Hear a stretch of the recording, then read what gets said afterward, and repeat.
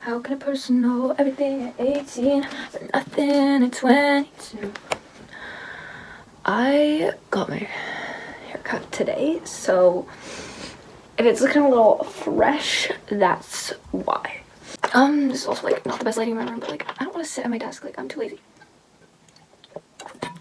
So I'm sitting on my bed. For today's video, I wanted to do 17 books that have changed my life because I turned 17 yesterday. So I've just picked 17. Like, I'm gonna try not to talk too much, but I always talk too much. But I'll try not to talk too much, and I'm just gonna show 17 books that have really just changed who I am as a person, because I feel like that's kind of what books are all about. So like, try and go in like order when I read them.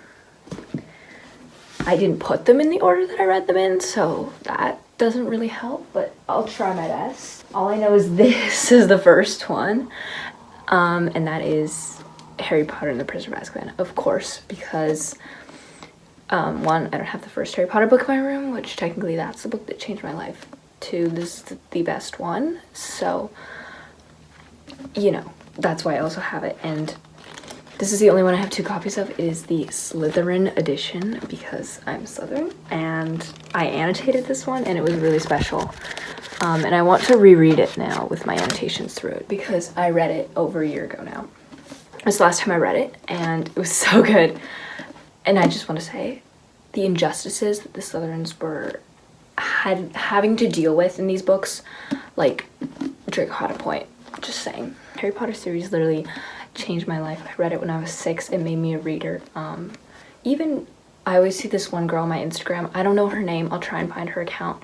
She's reading the Harry Potter books for the first time as an adult and she's still having fun. So if you've never read them, I mean, go for it. Like, they're famous for a reason. We don't like J.K. Rowling here, but they are famous for a reason, and that's because they're good. They're good books. So this is the next one I read, possibly. Anne of Green Gables, another like a classic, and it's an easy classic. I read this as a kid and I just feel like this really just, I read about Anne and I was like, wow, she's just so special, and she still is to this day. Anne is such a special character. She's so unique and she's so feeling, and she doesn't let that hold her back. Even for the time, like, she was so ahead. I feel like this is one of the books that everybody should read in their life because it's just so special for the time it was written in, and just how Anne talks about nature and life is just so healing. Especially because throughout the books you watch her get older, like, and you grow up with her, because she also matures so much, but she never loses her spark and she never loses her love for nature and stuff. So that's why I love her so much. Okay, these two are kind of go together. Like, they don't actually, they're not a series obviously, but they do kind of go together, because that is Hunger Games and The Maze Runner. And like, if you grew up in the time that I grew up in, like, who hasn't been changed by these, you know what I mean? Obviously this one, Hunger Games, has really changed me. These books mean so much to me. They make me actually, like, I care about them so much. They make me like actually have a physical, like, I feel sick sometimes when I think about them because I care about them so much, which I know that's probably not a good thing. I don't mind. They impacted me so much. Same with Maze Runner. I just feel like that took up such a big portion of like my life. This took up like every waking moment of my 5th grade, and this took up like every waking moment of my 6th grade. That was all we would talk about at school. I would use like the Gladers like vocabulary with my friends, which is so funny.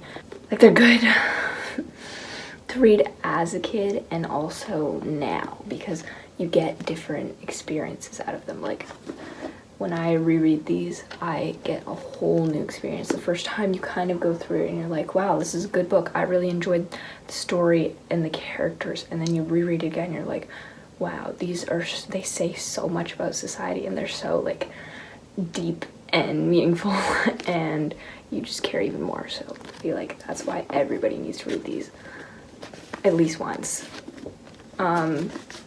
This one I can understand if you don't like. This one I won't understand because I love it so much. So, and also just now seeing that Katniss is 16 and, you know, I'm 17 now, like, she's literally a kid. Like, she was younger than me when this happened, so it makes you really care more about the characters.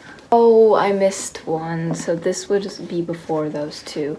Land of Stories I read in 4th grade, and these books also, I reread this one last summer, and it was just so healing and refreshing. And obviously the story is not a work of art, but the world is, and this entire series, like, it's just, it was such a good idea. I feel like, Chris Colfer, you're a mastermind, and the stories are so fun. They're so good for kids. They're so imaginative, and I feel like it's such a good way to reinvent fairy tales where they're just more relatable for kids, and they're so, oh, it's so good. Land of Stories, like, you can't go wrong with this. It's amazing. This is the next book. I cannot pinpoint when I first read this series because this is the Selection by Kira Cass.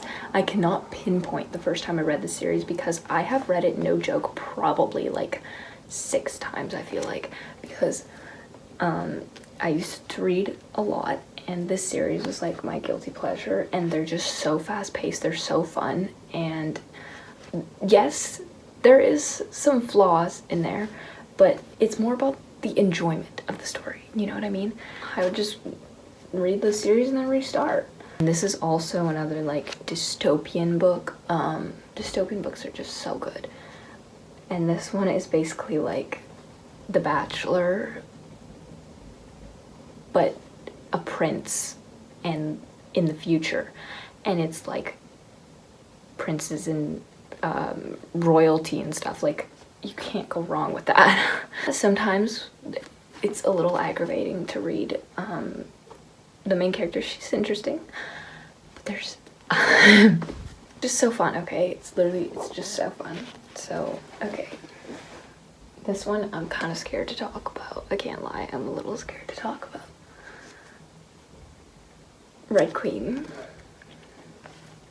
I read this in 8th grade. For all of that year going into 9th grade, this was my favorite book, actually. And then I reread it and I was like, okay, I don't like it as much, but still, this did change my life.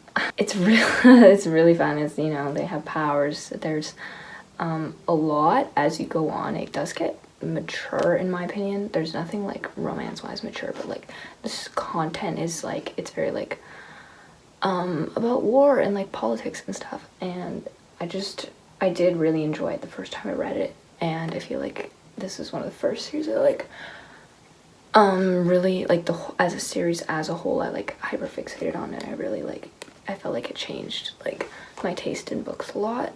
Very special because it's the first book I ever tabbed, so it looks really ugly, but I would like write on the tabs because I didn't want to like ruin my books or whatever, which if you know me now it's completely different, but I would just, and then I reread it again and I actually wrote it about barely anything, and I would just put like this green tab, I think meant like I read it and I was shocked, and this blue tab meant I read it and I was sad, and this pink tab meant it was kind of romance. I think that's really cool because this also kind of changed just how I read books. I was like, wow, I think I've seen this annotating thing everywhere and I want to try it.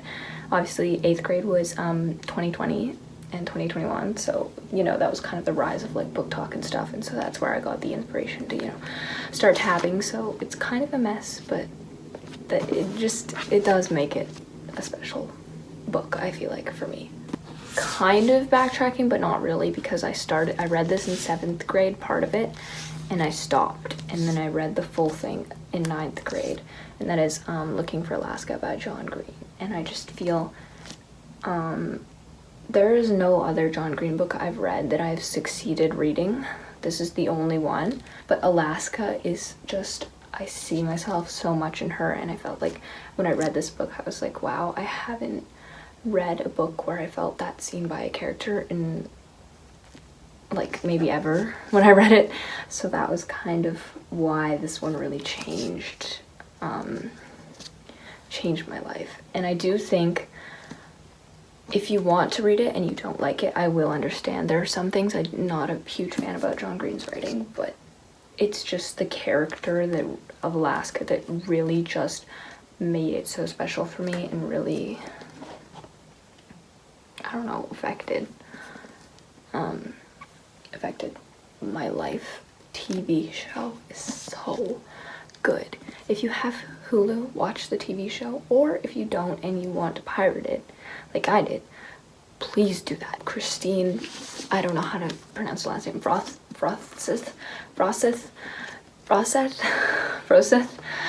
I don't know.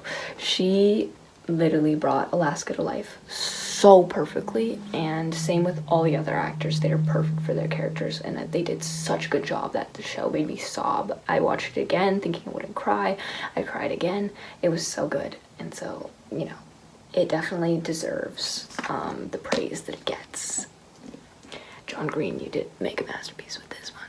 And the further we go right now, I feel like the more I'm gonna get about these books, because, you know, they mean so much. The next one I also read in 9th grade. That is We Were Liars by E. Lockhart. And this book has so many mixed opinions. So many people hate this book. So many people love this book. I loved it. I don't care. I gave it 5 stars. I understand if you don't like it, but I loved it. This is also one of the first books I annotated, so it has barely any writing in it. It's all in pencil. It's very interesting because of my reactions. I've read it twice now, I think. Twice or 3 times, I can't remember. I read it again one summer, and I was like, wow, this is the perfect summer book. This one is a YA mystery, I think is the genre. In my opinion, so good. I think that the writing style is perfect, and I don't care if people say the writing style's weird or like trying to be poetic, but I think it perfectly like mimics how her mind is fractured, how the girl's mind is fractured. That's why the writing is like this, and I think it's so perfect.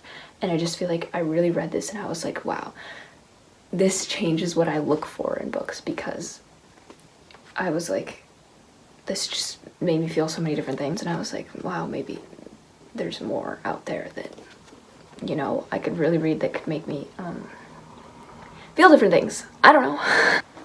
But yeah, okay, so that is We Were Lies by E. Lockhart. This is also 9th grade. These are the last ones from 9th grade, I believe. And I have 2 because it's a set, and that is 6 of Crows and Crooked Kingdom by Leigh Bardugo. I love her with my life for this. This is the first book series I was like, wow, I'm so in love, like, with the characters, with the story, with everything. I just, like, look at how much I tab these. They mean so much to me, the characters. There wasn't any that I completely resonated with, but I just felt like I connected with them so much, and they felt so real to me, and I really spent my time tabbing these ones. A lot of the chapters have song lyrics at the start because I matched a song to how the chapter went, and if you haven't read these, I think this is her best work. I haven't read King of Scars and Rule of Wolves. I think they're literally like right there on my desk. I've read Shadow and Bone, and I just didn't feel, and I've read Ninth House, and I just didn't feel what I felt when I read these.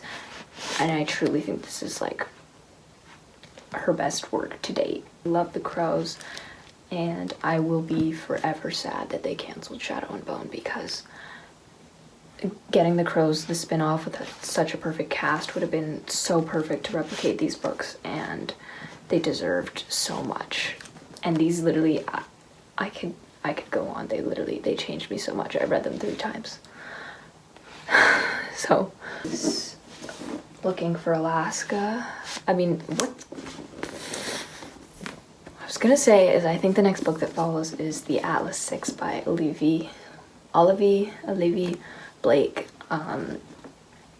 So scared to read the 3rd book because I have a feeling I will hate it, but these first 2, I didn't bring the other one with me, but this first one, I feel like it was along the similar lines of We Were Liars, where I just read it, I was like, wow, this is like so much more than I ever expected, and it just, I feel like it changed my perspective a little on what I wanted to read.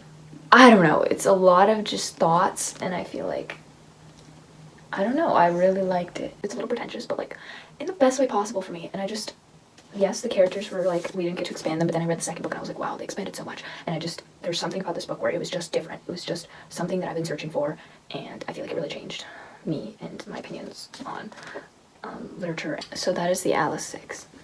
The next one I'm going to talk about is Little Woman, and this changed my life purely for Jo March. And I mean that in like Jo March and the Hill scene, and just Jo March in general.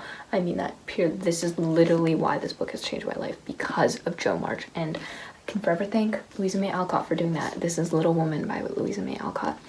Jo March, I know I said I never felt Marcy by Alaska, and then I read this book and I was like, wow, if you could combine those two, the Hill scene itself, I read that and I was like, whoa, like I felt like crying, and I don't cry when I read books. I don't cry. I read the Hill scene and I was like, whoa, I'm feeling really emotional. Why is this happening to me? And I watched the movie and I was like, oh my god, Jo March is literally me, and I feel her so much, and it just changed me so much because I felt so seen by that scene, and I was like, wow, I can do so much. She has my flaws and she also has my good parts. She has both, and she's still able to achieve what she wants even despite her flaws. And that's how I felt like, wow, I don't feel held back anymore as much. That's why I love Little Women. I do love the other characters dearly, but Jo just really hit close to home for me, and that really changed me. Like, some of these next ones I've already talked about before because they are my favorites, so I will talk a lot, but I'll try and talk less. The next one is Book Lovers by Emily Henry, and this was just a romance that I didn't even think there could be a romance book that just felt so real like this. The characters feel so real, and Nora and Charlie are just like, not to be, I do like reading romance, not to be demeaning to other romance books, they are just so different from who you usually read about, I feel. Sometimes you read a romance book and you're like, wow, I don't think this couple would last. You read this one and you're like, wow. There's just something about the connection and the way that she writes, how they, oh my god, this hair's bothering me so much, I'm so sorry. Here, I'm gonna try and fix it. I'm sorry. There's something when you read their connection where you're like, wow, this is different. This just feels so real. Their connection feels so real, and I read it and I was like, wow, this is really like what I have been searching for. I don't know, the connection was just really good, and I don't know. So yeah, that's Book Lovers. We're down to the bottom 3. The next one is Unravel Me by Tahara, I think. I'm not sure. Tahara. I can't pronounce it. I'm so sorry. Mafi. And this is Unravel Me, which is the second book in the Shatter Me series. And I know of the first 3, this one gets the most hate because it has very slow pacing. But the thing about the Shatter Me series is these books are extremely character driven, and if you do not like the characters, you will not like the books at all. So you have to get attached to the characters or else it just won't do it for you, because there isn't a lot that happens. It's a lot about the characters' relationships that really makes it special. So that's why this one was really special for me. And I just think when I like reading, her writing style is so poetic, and then seeing how she writes Juliet, and how Juliet's head works, how she thinks was just so special to me. The poeticness of it and the realness of it, or to see a character who has so many doubts and so many thoughts in her head, and she still just finds someone and has the ability to connect with someone like that. And I feel like that's what a lot of people are searching for reassurance for, and this book just really does it for me. And again, writing style, characters are just so amazing in this book, and so that's why I didn't care that it was a slow read. I didn't care that there wasn't much happening. I just felt like it was so important to connect with the characters, and that's why I loved it so much. This book really changed my life. Number 2 is Emma by Jane Austen, and I have a whole spiel talking about this in my last video where I talked about what my top books of 2023 were, so I will try not to dwell on this and I'll focus more in on why this changed me. I didn't think it was possible I liked classics, but I didn't think it was possible for me to like a classic this much. But the thing that really that makes this so special is her writing and how she writes the characters, because it stands the test of time so well, which is something that you cannot say about all classics. It stands the test of time so well, and it's so special because Emma is just such a good character because she has flaws. And I feel like that's one thing that really makes all these books kind of special, is the flaws of the characters make it special. Nobody wants to read a book where the character is perfect. Nobody wants that. And reading about Emma, she's selfish, and she sometimes doesn't think before she acts, and that's okay because it makes it a good book. When was this written? 1816. Some women in 1816 were thinking exactly like me, and I am not alone, you know? Like, you just need to know that you're never alone. There's always someone out there with the same thoughts as you, and when you find that in a book, it's like very special. Of course, the number 1 book, always, all time, never gonna change. I bet. I'm 17, I don't know anything, but for now and for a long time, I feel like this will be my favorite book ever, and that is, of course, The Secret History by Donna Tartt. And there's so much I could say about this book and how much it has changed me as a person, because, you know, I know we're long over that Roman Empire trend. That was like 6 months ago at least.